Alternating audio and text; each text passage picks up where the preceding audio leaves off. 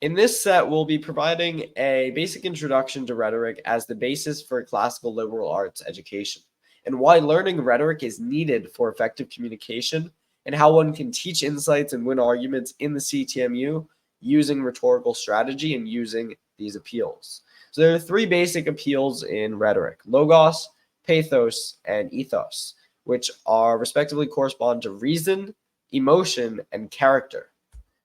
Speech is a powerful lord who, with the finest and most invisible body, achieves the most divine works. It can stop fear and banish grief, create joy and nurture pity.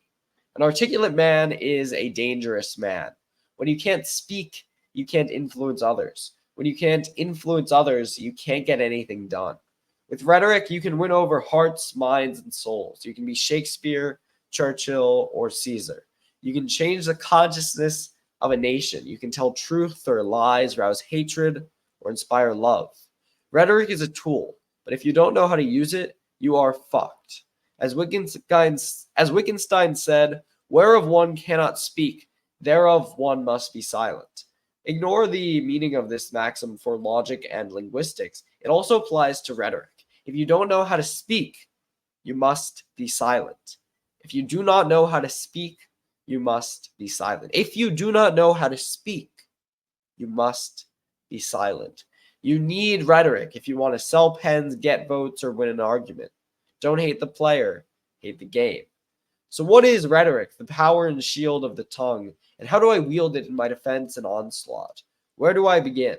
Like the Gospel of John, in the beginning is logos. Logos, Greek for word or reason, is just what it sounds like. The logical appeal of your argument, the reasonable voice, or perhaps the voice of reason, a straight shooter, the voice of sanity in the room, someone who tells it as it is. Logos uses the principles of logic to construct an argument, generally refraining from tactics usually denounced as rhetorical and sticking to the facts, making a deductive argument based on a set of arguable premises. This is what many people think rhetoric should be, but that doesn't mean what sells. Emotion sells. Logic just closes the sale. Ethos, character, is about how credible you seem. Wow, this guy really knows what he's talking about. He must be an expert, or I trust him. Better yet, he's a trustworthy guy. He's probably a really good person. He's fair, honest, reliable, principled. He has good sense. He has a good head on his shoulders. Good morals, goodwill. Your credibility comes from your audience's faith in you, and this can depend in part on your credentials. Imagine two people commenting on theoretical physics who make the exact same quality argument if it were written down. In their argument, who are you siding with? One is dressed in a suit, talks clearly and deliberately. He has a PhD in physics and mathematics from a high-level university and has multiple peer-reviewed papers on the topic at hand. He's respected by his colleagues, and his research is sponsored by a official research committee. One is dressed in Michael Jordan jersey and shorts. He always talks too fast or too slow, punctuates every statement with like, and He has completed some high school and has, by all appearance, no repute in the field of physics. Be honest. Don't go on some principle of fairness or assuming the best. You trust the guy with the PhD more than the guy with the Jordan jersey. That's because he has an ethos and the other has no ethos. Pathos, Greek for suffering or grief, invokes strong emotions to your audience. Good grief. Oh, the horror. I'm inspired. I felt that. He really seems like he cares. That hit on another level. That was deep. I'm convinced. Pathos is the color and life of rhetoric. Let's be honest. It's what makes it not super fucking boring. It's why debates draw in thousands and speeches can rouse millions. Imagine if Martin Luther King had marched to Washington and gone up in front of 250,000 people with the image of him in the Washington Monument and the Lincoln Reflecting Pool, relied purely on ethos and logos.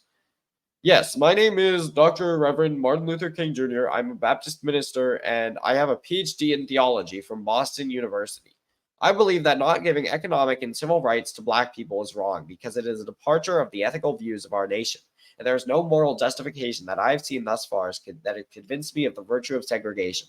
I will now proceed to present a syllogistic argument in the affirmative for the virtue of integration, which will be followed by a brief summary of the logical argument, which, as far as I know, has no valid rebuttal. Further, it seems apparent to me that social discrimination on the basis of race is irrational as well, and that it would be disadvantageous to not promote harmony and cohesion among whites and blacks in the United States. No, he didn't say that. He would have been booed off. He was a preacher. He preached. He played on people's emotions. He gave them a vision, a story. I have a dream that one day this nation will rise up and live out the true meaning of its creed. We hold these truths to be self-evident, that all men are created equal. I have a dream that one day on the red hills of Georgia, the sons of former slaves and the sons of former slave owners will be able to sit down together at the table of brotherhood. I have a dream that my 4 little children will one day live in a nation where they will not be judged by the color of their skin, but by the content of their character. It's like, God damn, isn't that so much better? Because it's relying on pathos, on emotion, on playing on the vision and your own personal feelings towards an issue. And that is how you really relate to an audience. Pathos plays on people's emotions, making an argument resonate on a deeper level. So in Trivium, the classical liberal arts of grammar, logic, and rhetoric, Adina Avratu and Andrew Aberdeen give the example of Barack Obama's race speech, so-called, to illustrate how logos, ethos, and pathos work together for rhetorical appeal. It is common for a speaker to use biography in their ethos. Obama does it too. I am the son of a black man from Kenya and a white woman from Kansas. But he uses it to tell an American story, meant to remind the audience that this nation is more than the sum of its parts, that out of many, we are truly one.